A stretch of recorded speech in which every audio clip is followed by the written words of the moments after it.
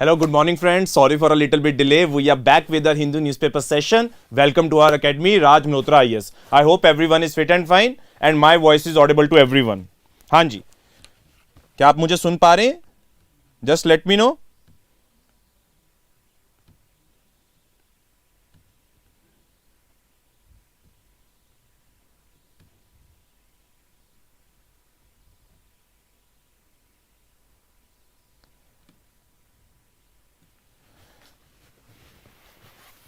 चलिए जी, we gonna start the session for today.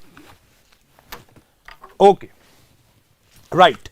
So just give me one moment please. Sorry, there was a little bit of technical delay. I'm just trying to sort the things. I hope you can bear with me for just 1 minute. That's it.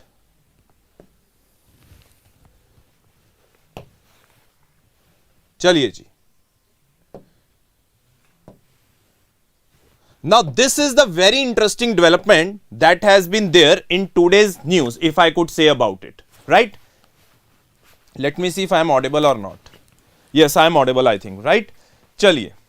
This is a very interesting development as center clears 19744 crore green hydrogen mission.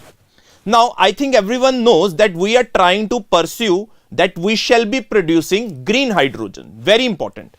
We are trying to pursue that we are in the production of green hydrogen. So as a result, the ministry or the center has outlaid this particular amount.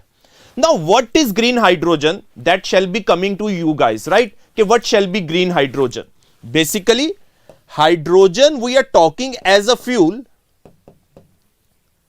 that is prepared through, let's say, electrolysis method. Let's say in the green hydrogen production, along with it, when it is produced, why it is green hydrogen? The net carbon emissions shall be zero. Net carbon emissions shall be zero. Now this is an interesting thing that you have to understand. When we are talking about green hydrogen, we are talking about the method that is the electrolysis method, plus the net carbon emissions shall be zero. If I am talking about net carbon emissions shall be zero, then it has to be prepared from renewable sources of energy.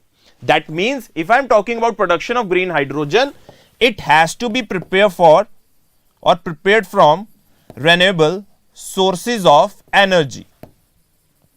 Now the question that comes into our mind is, what are the renewable sources of energy? We have the solar energy, we have the tidal energy, we have the bioenergy, and we have the small hydro energy. So these are the areas from where we will be producing this particular green hydrogen using the method of electrolysis. There are also various types of different colors of hydrogen as well, depending upon its extraction method. Like we have the grey hydrogen, we have the blue hydrogen, and we have the pink hydrogen. So the government, in order to reduce their dependence on fossil fuels, very important. First thing, reducing the import bill, again very important.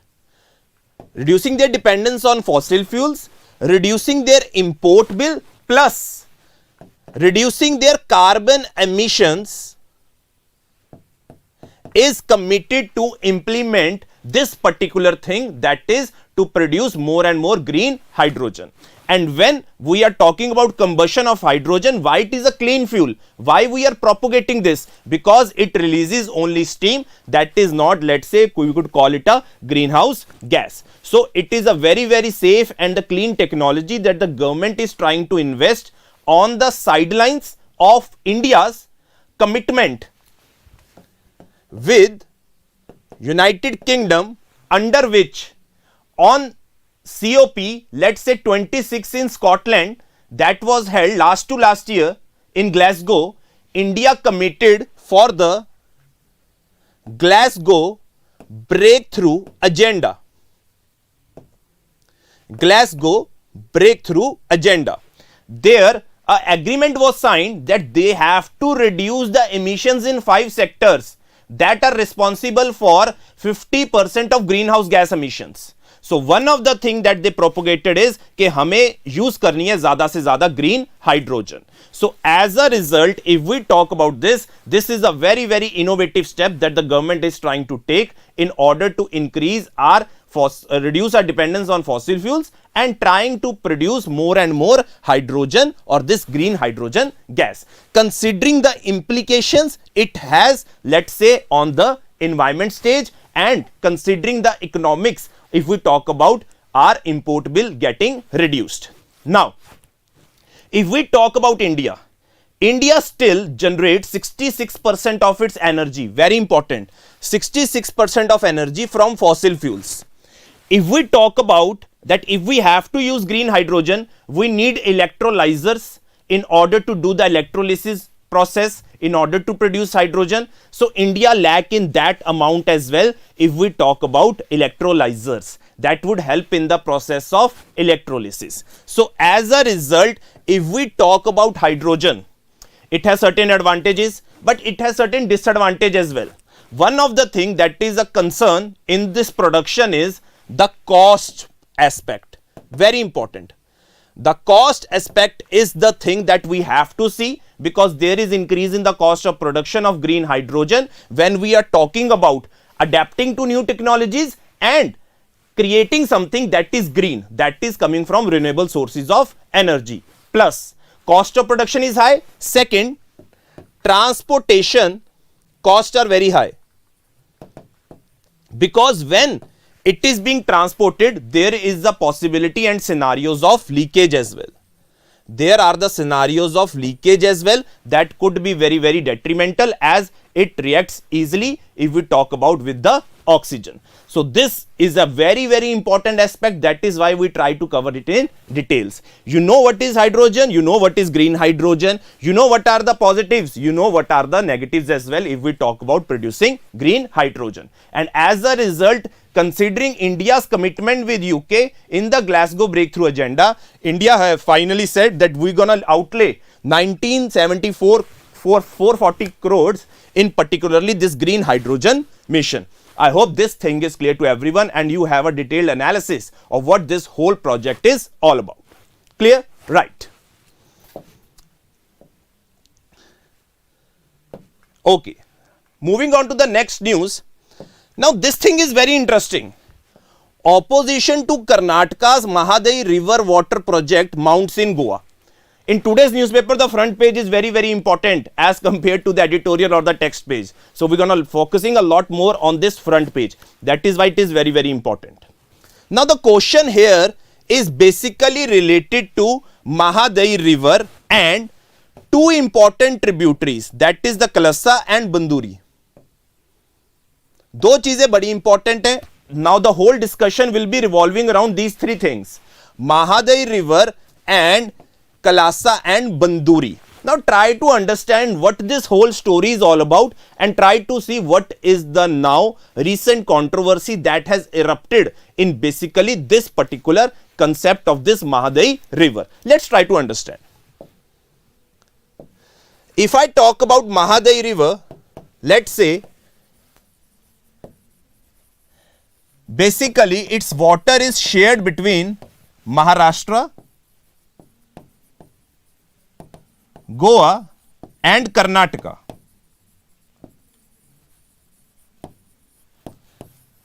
This Mahadevi River, and it stems from the upper regions. अगर हम इसके origin की बात करें, it stems from upper regions of Karnataka. Right? Now, one of the things that is being discussed over here is the related to water sharing of this particular river. The important dispute that is there is basically related to water sharing of this particular river, that is the Mahadevi River. Now, these are the two tributaries of Mahadevi, that is Kalasa and Banduri, where there is a proposal to construct the canals. Very important. There is a proposal to construct the canals, and a detailed project report of basically this construction of canals was approved. As a result, Goa has resulted in moving, let's say, towards showing their concern related to this particular thing. Karnataka government says that they are constructing these barrages on these particular tributaries in order to provide drinking water,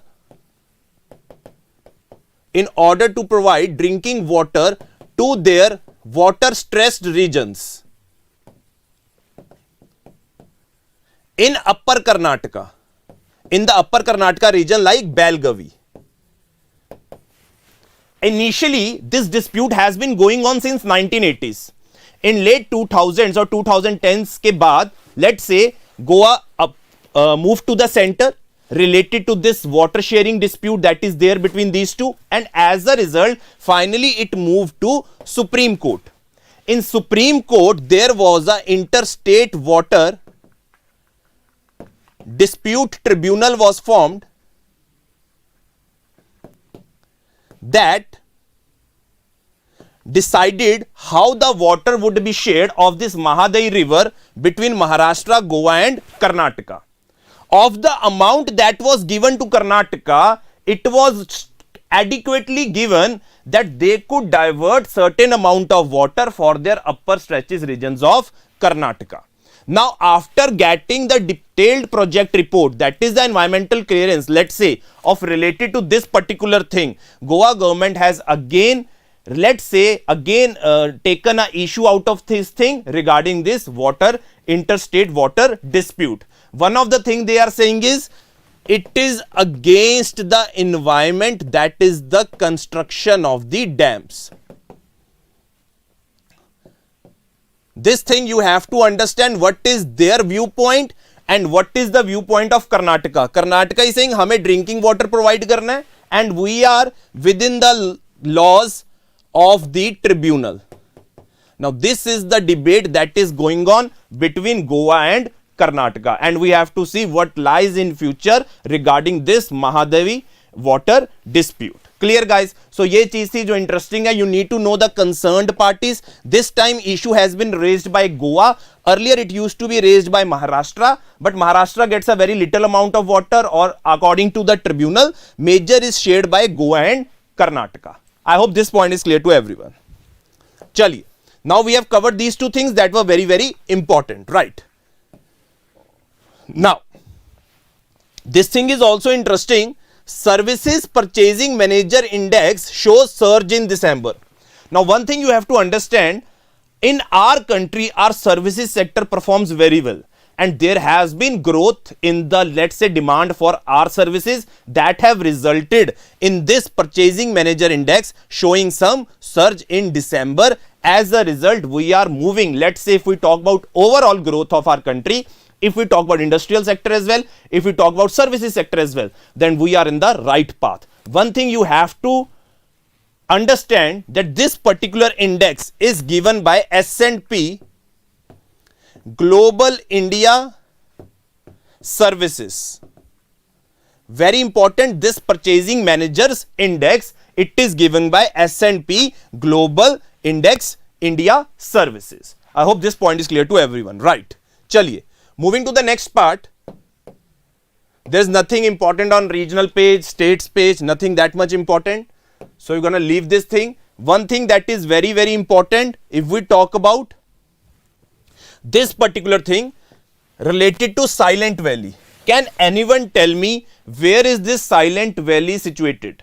Where is this Silent Valley situated? Can anyone tell me quickly? Where is this Silent Valley situated?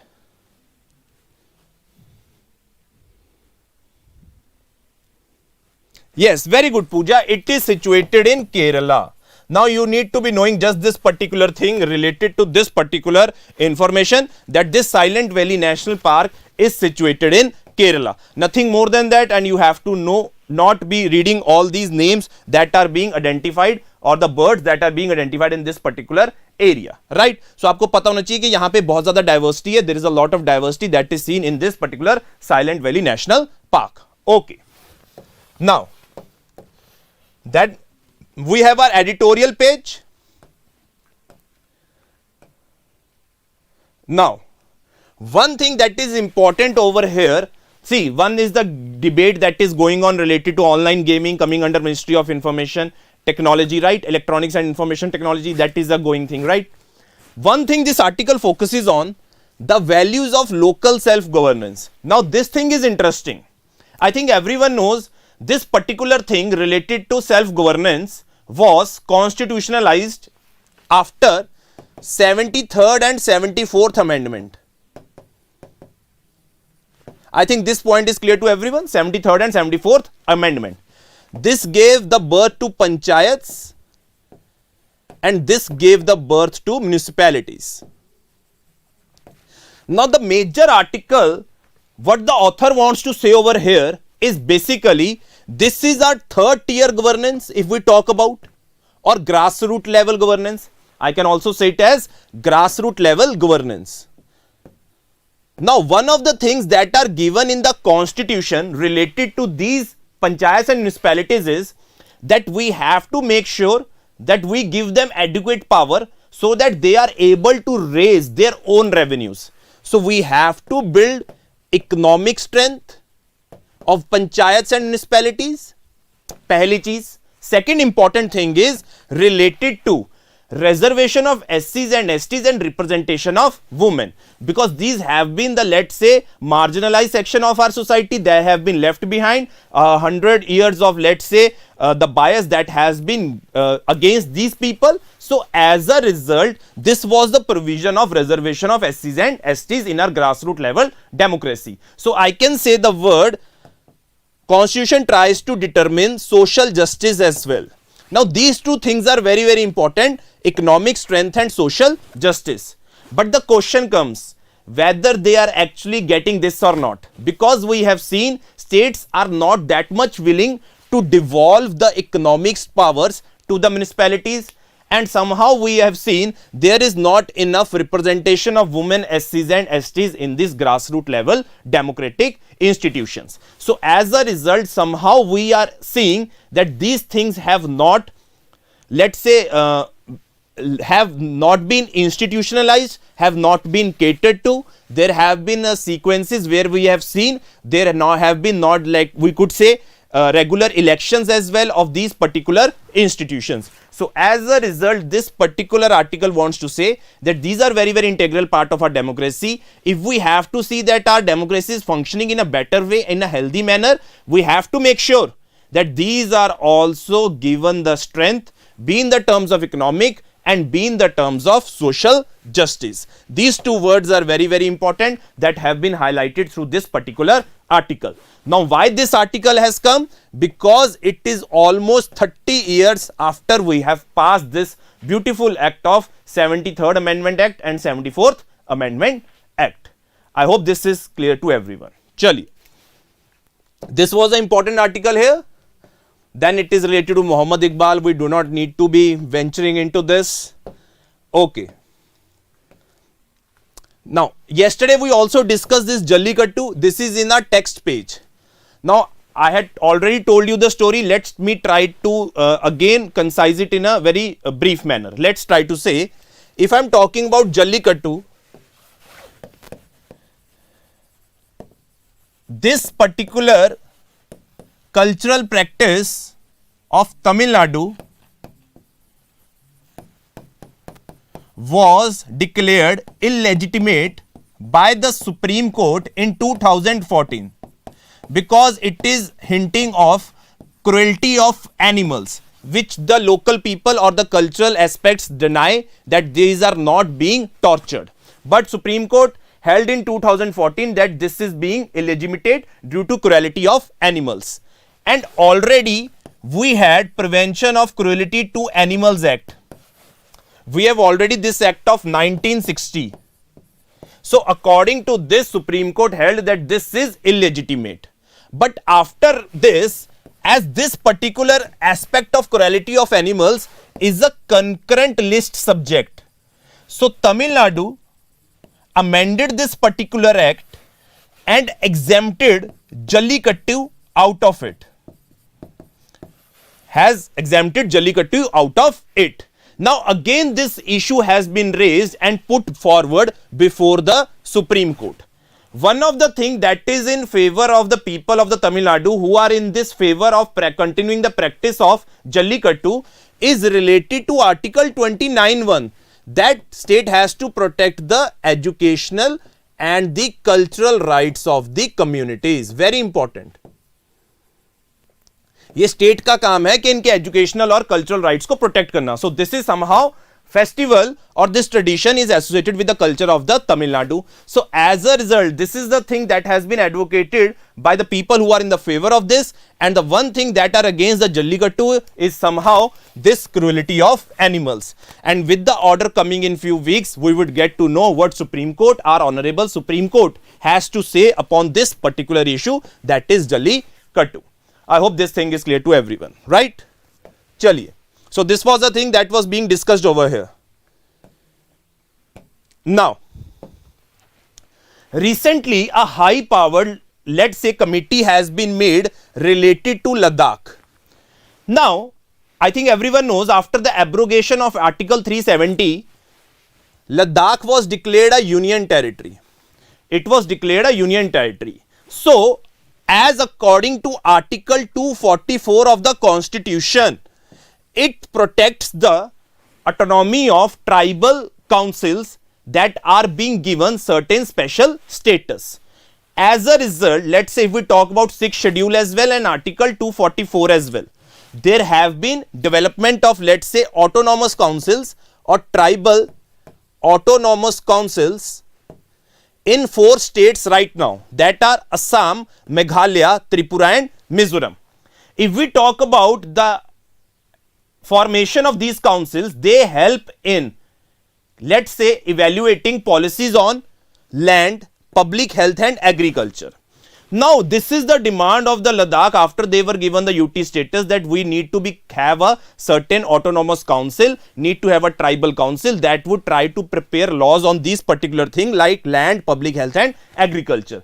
Because they feel that after the abrogation of Article 370, their area or their land would be open, or the employment opportunities would be open to foreigners, and they would suffer a lot. That are the local people of the Ladakh. It consists of 80% tribal population if I talk about Ladakh. So this is the thing that they are saying, that we need to have an autonomous council.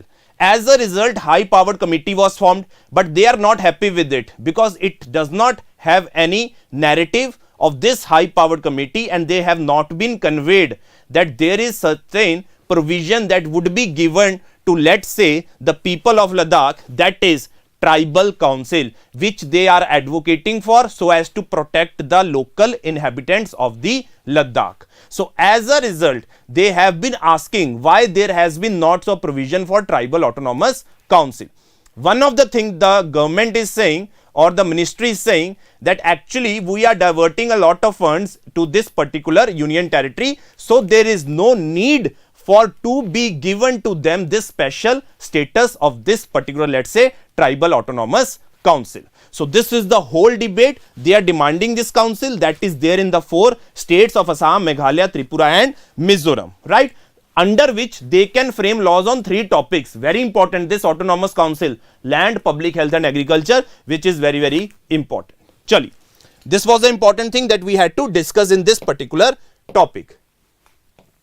Nothing much important here. This is how you shall read newspapers effectively to prepare for the civil services. If everyone is preparing for civil services, you must read this article. It is very, very important for you guys. They are telling about the importance of reading 2 or 3 newspapers in order to clear the interview and mains. There are Ignited Current Affair program is a great help to you guys. I don't know how many of you have, let's say, joined that particular program, but it is very, very helpful for you guys because there we cover a lot of things. So anyone is interested, they can let us know and we will surely give them the best of the things for them to get clear in this prestigious civil service examination, right? Chaliye. Okay, this is the new development that has come, that Supreme Court ने stay order लगा दिया है, has allowed UP local body polls without OBC reservation. Now, I think everyone is aware of this particular dispute that was there between Allahabad High Court and the UP government.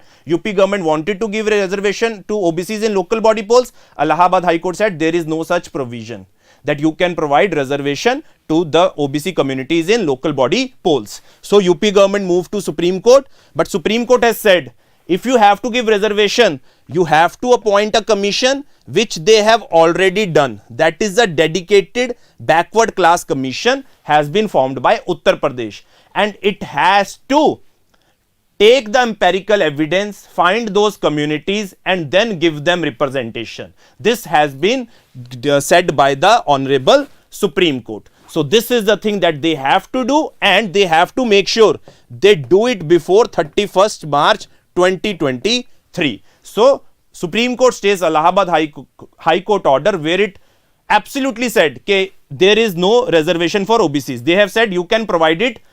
Ultimately, you have to make sure you stick to this triple test formula, which I have told you a lot of times. I hope this point is clear to everyone. Okay, nothing much more important over here. We have already discussed this. There is nothing important here. Now, this thing is interesting related to two aspects. That is the acid attack victims failed by lack of cohesive law and legal process. One thing you have to understand that after the Nirbhaya gang rape case, this, let's say, acid attacks was recognized as a separate offence under Indian Penal Code. Very important. Acid attacks were recognized as separate offence under Indian Penal Code with a maximum punishment of 10 years, minimum punishment of 10 years and maximum of life imprisonment.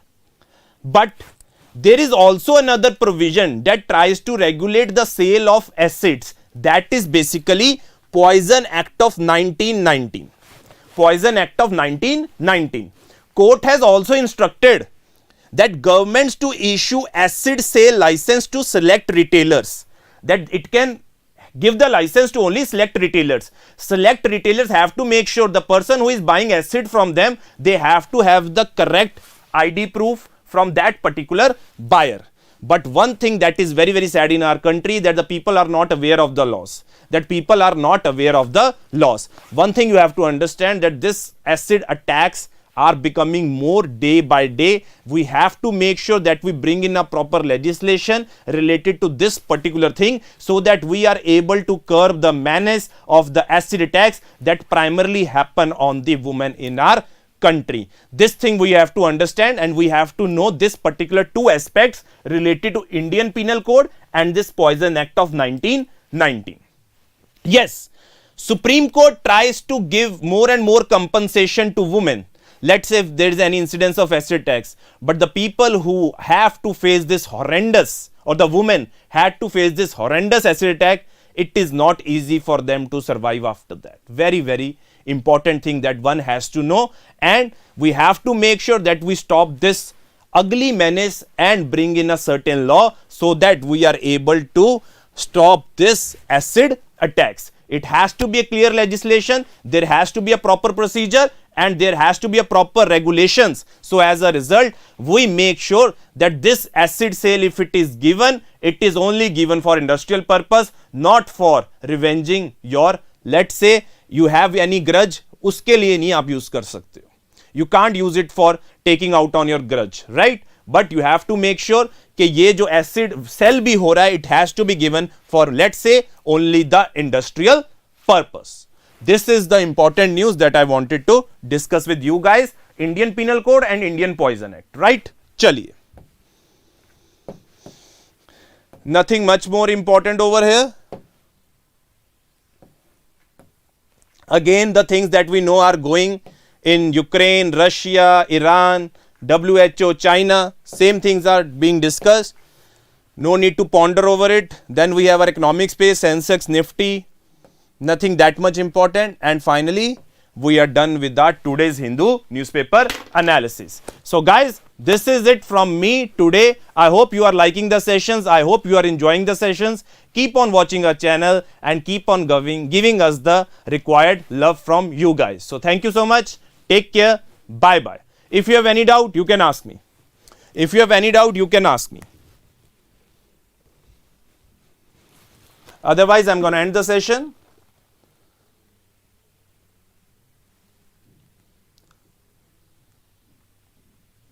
Thank you.